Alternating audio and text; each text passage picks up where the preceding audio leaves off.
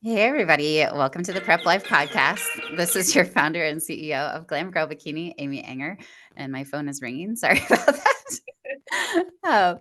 So, today we are going to be talking about ways to get back on track after the holidays, particularly a vacation. If I'm talking about myself, when I was on vacation in Colorado, and then Lee Marie is going to share her insights on just getting back on track after holidays as well. So, on this podcast, we are all about just sharing our fails or anything that we learn from, and just being real, raw, and transparent when it comes to, we're human beings, we're not robots. And sometimes things get off track, but that doesn't mean that, you know, everything doesn't have to be a failure. It can just be a learning experience in which, as long as you're taking a lesson from it and moving forward with, even better tools in your toolbox, then that's what it's all about. So, 13 simple ways to reboot your diet after a vacation or a holiday.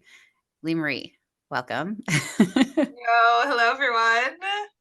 So, why don't you talk about maybe our first point that we have here and just getting back to a normal routine after a vacation or a long holiday?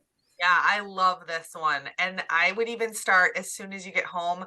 It says have a shower immediately when you return home. I love that. You're going to feel so much better after you take a shower and then unpack your bag. So if you were gone, unpack everything, throw it in the wash, put everything away. Literally, you could set a timer. This is what helps me is I'll say, I'm going to unpack for 15 minutes. I will set that timer and I will go ham. And literally, you can get so much done in 15 minutes. And it's so motivating to unpack and then drink a glass of water. Get hydrated, especially if you are traveling, flying, riding in a car, anything like that. Your body is going to be dehydrated. So just think about like you're taking a shower, you're washing the outside, you're drinking water, you're washing your inside, you're just starting over, starting fresh, getting your mind back into that routine. And then just kind of reminding yourself we're back home, we're back to our routine, we're back to what we're used to. Let's go. Vacation mode is over. Let's get back to work. Yeah, and I think so. I'm speaking specifically on my my circumstance where I went to Colorado for a week. We basically left on Christmas and then came back on the 29th. And just, I mean, when you have been flying, first of all, it does dehydrate you being up in the air for that long, but also just like you feel gross after like traveling all day, you just feel stinky and all that. And I think that whenever we're around family and friends, doing celebrations, it's easy to like stay up later than what we'd normally do for our routine. Maybe we're waking up earlier as well. I know in my case, I had to wake up even earlier than what I would normally on a like quote unquote vacation, just because I didn't want to miss out on like my family time. Because I'm only there for, maybe once or twice a year, and it was a couple of days, and I really want to maximize my time, and I didn't want to take away gym time from being with my family. So I woke up super early. So before everyone was awake, I wouldn't have to feel guilty like getting my cardio and my weight training in. But then, of course, I would also stay up late, kind of like hanging out with everyone because I didn't want to miss out on that. So, just getting back into your sleep cycle when you come back from a vacation, make sure that you're trying to do that immediately, like the exact time that you would normally go to bed when you're not on vacation, and just making sure you have a regulated sleep cycle. It really just helps with food control. I feel like when you're overly tired, or you're staying up later than what your body wants to, waking up earlier than what it wants to, you're going to feel that exhaustion is going to kind of roll over into like some bad eating habits and some munchy, like you just don't have as much willpower. Would you agree? Absolutely. And I've even noticed um when I'm getting the munchies or craving, or I just feel like I'm hungry all the time. Like I'm just hungry. I want Hmm. more food. Really, if you take a step back, it's like, no, you're not hungry. You're freaking exhausted. You are so drained, so worn down, so sleep deprived from, like you said, staying up late to hang out with family, getting up extra early so that you don't waste any family time doing your, workouts. And so I will just find myself needing to eat just to get that energy. And so to just be aware of that, okay, I don't actually need the food. I need the rest. Yeah. Yeah. It's kind of like that dopamine, like that.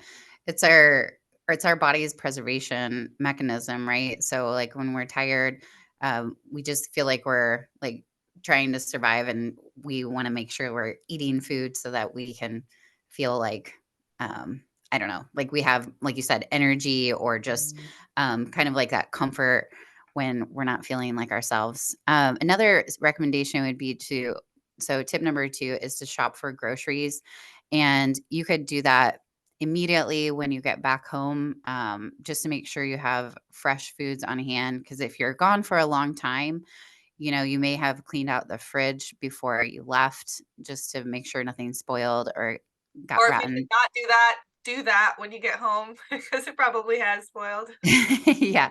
Yeah. So just getting like fresh, vegetables or fruits, making sure you're restocking that.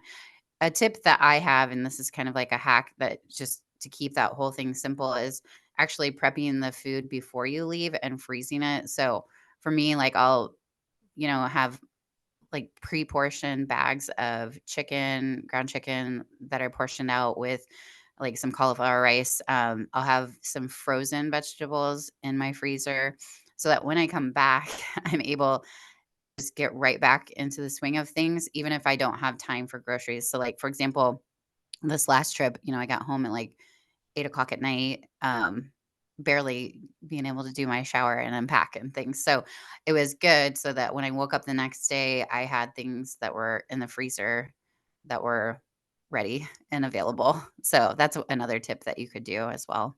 I was thinking about this in regards to since I was not traveling for the holidays, but I love the holidays. And one thing that I love to do is cook and bake for the holidays. And so I've been baking pretty much every weekend in December. But a tip that I have for like beforehand, this works for me. It probably doesn't work for a lot of you listeners because I go and I bake at my parents' house because that's where my family congregates. So I just go and I use their kitchen and I bake and it fills my baking need, and I love baking for my family and making all the Christmas treats and stuff, but then I can leave and the cookies stay there and the bars stay there and the cheesecake stays there. Or if you have like a party or you have a celebration on Christmas and you make a lot of things, if you have people over, pack up the leftovers, send them away. Make little plates with all your cookies, send them away. Try to clear your kitchen from like enjoy it on the holidays, then clear it out. Because I mean, honestly, those Christmas cookies are not that great 2, 3 days after Christmas, anyways. And you don't need them around like tempting you when you're tired, when they're just sitting there. You're working your discipline muscle, always saying no when you have Tupperwares of Christmas cookies or fudge or whatever it is. So pack it up, get it out, replace it with the new groceries, and get right back in, out of sight, out of mind. Yeah. Yeah, that's good. And I think we kind of talked about number 3, just prioritize fresh produce and making sure that you have things on hand. I find like if you don't like freezer type of vegetables that, it does cost a little bit more, but sometimes for the convenience of just like having things ready the next day, going to the pre-cut like vegetable section in the produce where they've already chopped things up for you, and then you can like get a rotisserie chicken or something that's already made that's on hand. I know Sprouts has just chicken breast where they pull it off the rotisserie and it's in a container. So doing things like that just in the intermediate or is just like a good tip as well. And then I always make sure I have like a protein tub that's still readily available, and then I'll get, like, some plain non-fat Greek yogurts, just things that are easy that I don't have to cook that will keep me on track. Yeah, I know that convenience foods are more expensive, but I always justify it in that I am buying time. So Yeah, I'm buying good time, point. I'm investing in my goals because honestly, if I buy, a bunch of the cheaper, like a head of broccoli, a head of cabbage, or a head of, cauliflower, a bunch of green beans, am I really going to wash, clean, and prep them? Probably not. So then I'm actually not going to eat them and hit my goals. So I'm investing in my goals by spending a little bit more money on those things. So then, Yeah, and then prioritizing your time in places where you can make money is exactly. very key. Yeah. So number 4 is don't grab the remote. So Don't just sit down and watch a lot of TV when you're tired. Do things that relax you. Definitely some of my favorites are to read a book or take a bath, listen to a podcast, things like that. So definitely make time to just chill and relax. But there's something about sitting and watching TV that just kind of goes hand in hand with snacking. So Mhm. at least for me, if I'm going to watch something on TV, I save it for my cardio, and that just keeps my cardio exciting. And I know a lot of competitors will do that. And if you have a show that you binge watch, or it's YouTube or a movie or something, save it for your cardio. Then you look forward to doing your cardio, but then you're also busy. Most of us don't feel like munching on popcorn or leftover Christmas cookies when we're on the treadmill. So that Yeah. would be my tips for avoiding snacking during watching TV, like derailing your time. But do spend some time relaxing and doing things that help you recover. I definitely think there are healthy and beneficial ways to do that. Yeah, sometimes you need a vacation from the vacation. Yeah. It's so true, but I think too, like, the blue light thing with TV has a big component too of just, like, getting overstimulated when your brain is not supposed to be. So, making sure, especially, like, that last hour before you go to bed, that it doesn't have that blue light, and you're not having that screen time with your TV, because I think that too, when you're actually supposed to be, like, increasing your melatonin, that light, the receptors in your eyes are thinking that it's getting that confusing signal where cortisol would be raising when it should be going down and melatonin should be going up. So another key point on that TV thing. So number 5 is avoid added sugar. And I just think whenever we go on vacation, may have had a lot of inflammatory foods introduced that we don't normally indulge in, and just trying to keep, you know, things that are gonna bring inflammation down, things that are gonna be, like, volumetric and things with antioxidants, things that are low on, just keeping your blood sugars, like, a little bit better maintained because, those sweets and things are out during holidays and, on buffets for, vacations and things like that. So, trying to kinda swap those out for some, more single food ingredients might help you get back on track just a little bit more because of the fiber and things. Mm, I love that. I love that swapping it out for single ingredient foods. That just simplifies it so much. Just think of something that has one ingredient. Have an Yep, apple, have yep. blackberries, have blueberries, have stuff like that. Like you can have natural sugars, especially if you are, like working out, have them pre-workout, things like that. But yeah, limiting right after the holidays is definitely, it's something that I'm just like, just jump in, jump into the ice cold bath, just eliminate it out. It'll take a couple days. You've probably been sugar overloaded, but a couple of hard days and you'll be right back to normal. And Yep. another huge tip, number 6, that will help with this and with energy and with everything is Mhm. hydrating frequently. So I I always have my goal to drink a gallon of water a day. And I've been drinking out of an actual gallon because it helps me measure versus I have my scan usually right I'm here. counting how many water bottles I drink, but just starting in January, I was like, I'm just going to start just with a whole gallon so that I make sure I get through this gallon. And it helps so much. It helps you feel better. It helps with cravings. It helps with energy, helps with your digestion, which is huge for me. And I feel like a lot of competitors, just because we get so strict with our food intake during prep, during that off season and or reverse diet, which I'm still in my reverse phase, getting your digestion back, giving your body foods that you don't normally eat, which could be all of us through the holidays. Our digestion could Mhm. definitely slow down, and I think staying fully hydrated will also help with that. Yeah, it helps with fullness. Like, a lot of times we'll actually be dehydrated when we feel like we're hungry. So even if you're not in reverse and you have, like, super normal hunger cues, if you're dehydrated, it'll give you a false sense of being hungry when you're actually just thirsty.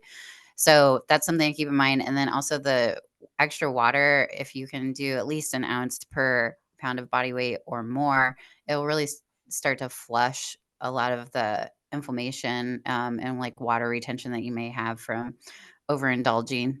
And then 7 is just restart or just like amp up your exercise routine. So making sure that, if you are one of those people that's having a hard time getting motivated after like a vacation and some time off of work, sometimes that can, especially if we kind of like felt like we had eaten poorly, we have lower energy, and lower motivation. And so some of us, really get discouraged by that. Some of us do the opposite where we're like, I need to work out to like put these calories to use. I need to get my inflammation down. But those of you that struggle, really be intentional about preparing it like an appointment, setting out your clothes, if you have to, making sure that you're, um, getting back into a routine of getting that exercise back in. So, I actually started implementing something new this year.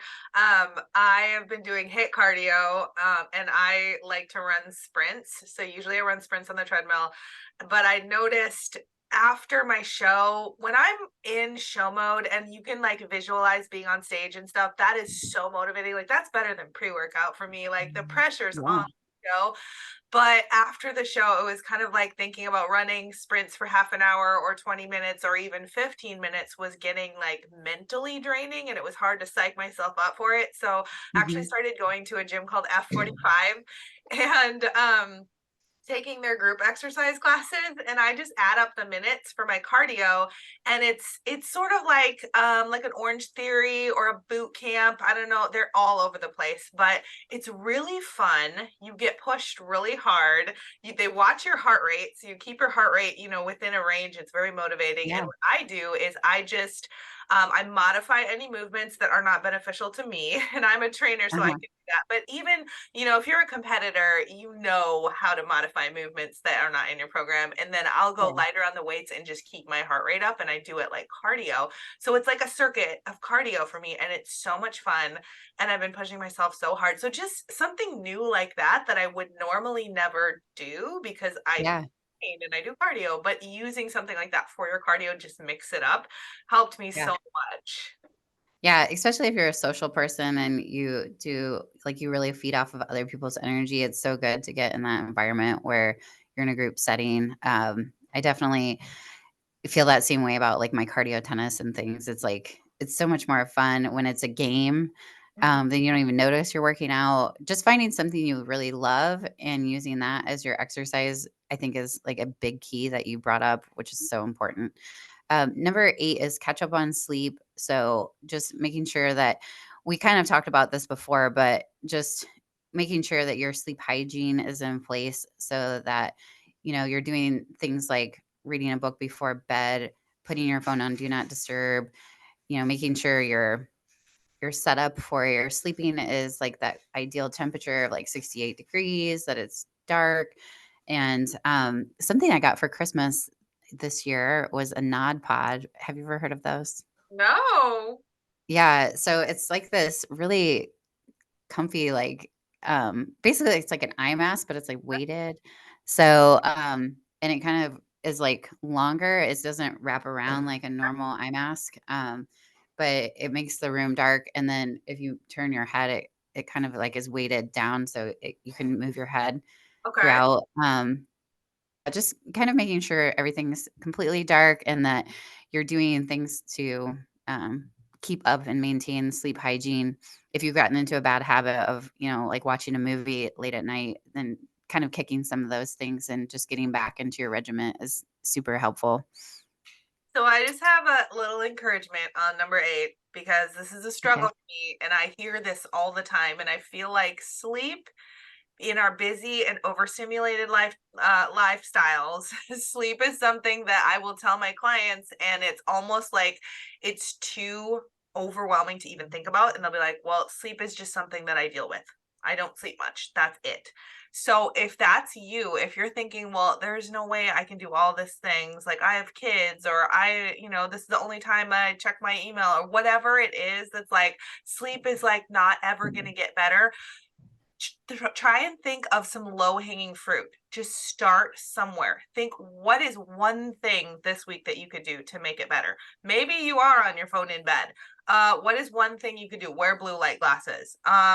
Maybe try and limit the time. Go to bed 5 minutes earlier. Pick one thing, and it just changes the way you think from I can't even go there. I will never sleep well to how can I sleep just a little bit better? And it changes your mindset so that you can grow and you can gradually get to these places where an hour before bed you're reading a book, you don't have a screen time on, you have a cool head mask and your temperature controlled room and things like that. But you just started by opening up the possibility that you could do a little bit better with sleep.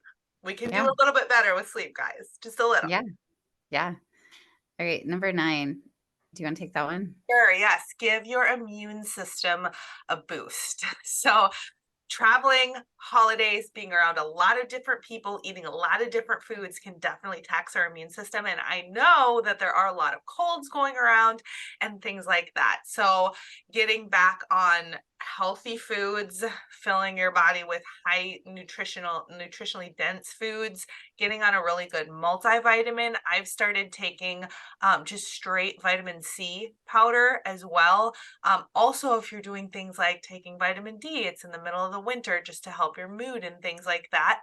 And then, make sure your fiber is on point if you track your fiber or get a lot of fruits and vegetables, digestion, water. I mean, all the things that we've talked about already. But then on top of that, I would definitely add in make sure you're taking a multivitamin and or supplementing with a vitamin C powder, something like that. A really good. We love First Form's products. They have Microfactor packs that are their multivitamins. They have vitamin C that you can take. They actually have a Microfactor drink mix powder that you can take if you hate taking pills. Mhm. You can just mix it in your drink and it helps you drink more water too. So I would They have definitely gummies now too. get bummies They're for now. kids. Okay. Yeah, they're like kid friendly ones. But yeah, That's we can put the link in the show notes. really But well. definitely, you're on the right track with the vitamin D too, because we don't get as much sun exposure, and that's one of the vitamins that really helps us with our immunities.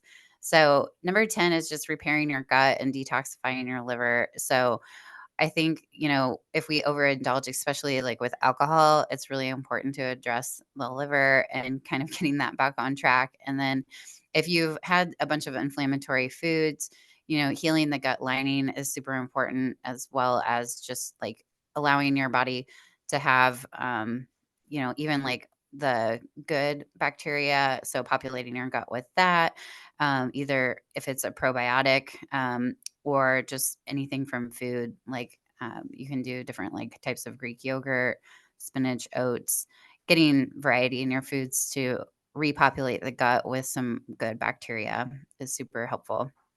Okay, Number 11. number 11, stop drinking. So, this is another great way to just jump right in and just cut it out. Go through detox for a week or something. If you've been drinking a little bit more in the holidays, I kind of find whatever we are doing normally, kind of just we're casual, like I'm a casual caffeine drinker, right? During the holidays, it went way high, like it escalated. So, if you're a casual drinker, usually during the holidays, it's going to escalate.